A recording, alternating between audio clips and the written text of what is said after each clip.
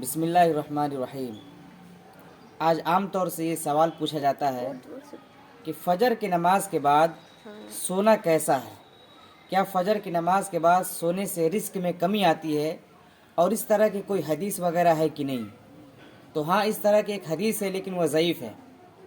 اس لیے فجر کی نماز کے بعد سورج نکلنے سے پہلے تک سونا یہ مکروہ ہے۔ اس لیے بہتر اور افضل یہ ہے، مستحب یہ ہے کہ فجر کی نماز کے بعد سورج نکلنے تک اور اس طرح اشراق کے وقت تک ہم کسی نہ کسی ذکر و اذکار میں مشغول اپنے آپ کو رکھیں۔ جیسے فجر کے آپ نماز پڑھ لیے، اس کے بعد آپ قرآن کریم کی تلاوت کر لیجئے، ذکر و اذکار کر لیجئے، اللہ تبارک و تعالیٰ کی طرف متوجہ رہیے، کیونکہ ایک دوسری حدیث کے مطابق صبح صادق سے لے کر، یعنی جب فجر کا وقت ہوتا ہے اس وقت سے لے کر سورج نکلنے تک یہ مکمل جو وقت ہوتا ہے، اس میں اللہ تبارک و تعالیٰ بندوں کو رزق بانٹتا ہے۔ اس لیے اگر کوئی شخص فجر کے بعد سو جاتا ہے تو اس کے رزق سے محروم رہ جاتا ہے۔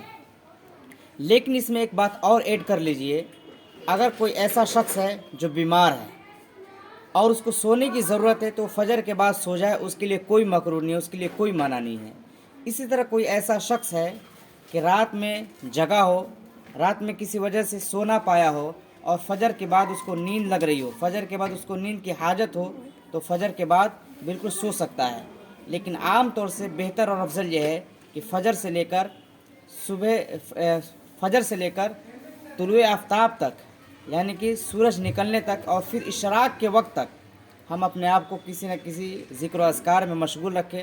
اللہ تبارک و تعالیٰ سے ہم مانگتے رہے، اللہ تبارک و تعالیٰ سے خیر و عافیت ہم طلب کرتے رہیں، اللہ تبارک و تعالیٰ سے ہم بھلائی مانگتے رہیں۔ یہ بہتر اور افضل وقت ہے۔ اس لیے فجر کے بعد سونا عام طور سے مکروہ ہے، ورنہ اگر کوئی شخص بیمار ہے یا کسی اور وجہ سے رات کو نہ سو سکا ہو تو فجر کے بعد بالکل سو سکتا ہے، اس کے لیے کوئی معنی نہیں ہے، اس کے لیے کوئی مکروہ نہیں ہے۔ اسی طریقے کی ویڈیو کو دیکھنے کے لیے ہمارے چینل کو آپ سبسکرائب کیجئے اور اس ویڈیو کو زیادہ سے زیادہ شیئر کیجئے۔